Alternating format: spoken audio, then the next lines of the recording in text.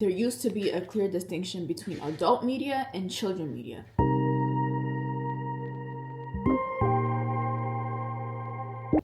Hey, welcome to my first YouTube video. Can I get a round of applause? Okay. I wanted my first video to be a video essay because I've been thinking a lot about things, thinking a lot in general, and whatever that means. I wanted kind of my first video to reflect that. I feel like a video just sitting down talking would be easier for me. It would be great for me to practice talking in front of a camera and being comfortable in front of a camera. How did influencers replace teen idols? If you see me looking this way, it's because my computer's right here. I have my notes here. I was looking up to Miley Cyrus, Vanessa Hudgens, Seven Supergirls, things like that. I wasn't looking forward to Charli D'Amelio, Addison Rae, Tate McRae. And I'm not saying that these are inherently bad people, but there's a difference between teen pop idols and then just influencers.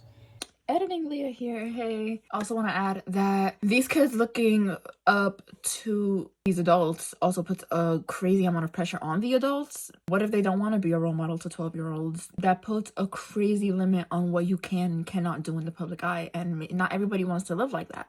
I feel like a big part of the problem comes with third places no longer being a thing. With third places no longer being a thing, kids nowadays don't have a platform of their own. Back then, we had Musical.ly, we had Vine, Club Penguin, Movie Star Planet, Stardoll, things like that. Before social media became such a big phenomenon as it did, everything just kind of used to happen at its own pace, and kids are trying to be like these influencers. Like when I was growing up, the coolest people were Nickelodeon stars, your older siblings, and the random 8th grader that you saw in the hallway that had the latest Jordans.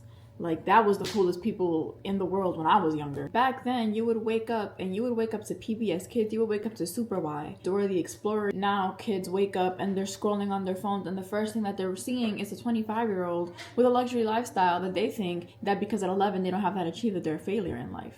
There's no character development happening in these kids. They're skipping the awkward middle. They're skipping the awkward phase. My awkward phase lasted a while. My awkward phase lasted years. Oh my god, but I'm so glad that I went through it because look at me now, obviously.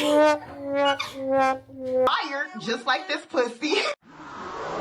Preteen culture just ceased to exist. I know you guys remember Justice, and I was a fiend on Movie Star Planet from the ages of 10 to 13. Like, that was my thing. That's how you know I've always been a girly girl. I love dress-up games. Like, even now, I don't really care for building in The Sims. I just like to make Sims. There are no brands catering to teens. Everybody's trying to cater to the dating lifestyle, the self-improvement, the you need this. Self-improvement is a brand now, but that's another video. It's like performative almost. These kids are performing adulthood. There used to be a clear distinction between adult media and children media. What happened to adults telling kids to go to a separate room when the adults are speaking? Because I used to have to do that, and I would get cursed out if I didn't move fast enough. Kids aren't pretending to be princesses and superheroes anymore. They're pretending to be influencers. Like, what the heck? And this ties back to the Sephora kid epidemic that was happening a while back, that it's still happening, but like everybody was talking about it back then. You're 12 years old. Why do you need a $38 anti-aging cream? Why as a parent are you even agreeing to purchase your kid that? And I don't want this to get misconstrued as me saying that skincare is evil and that kids shouldn't take care of themselves and that kids don't deserve nice things and da-da-da. That's not what I'm saying. The selling of skincare to kids that young and that impressionable can very quickly turn to, I need to fix myself. Especially since these kids are already waking up to plastic surgery content, self-improvement content. As women, we can handle it more because we can be like, oh, I need this, or oh, I don't need this, or oh, my face is, you know what I mean? Because we already have an established sense of self, but kids don't have that. Why are we selling to kids, you need to fix yourself before puberty even truly begins? It's incredibly harmful, and I think we can all agree on that. I feel like that really says something about not only the beauty industry, but also social media together. I feel like this also goes hand in hand with the loss of boredom.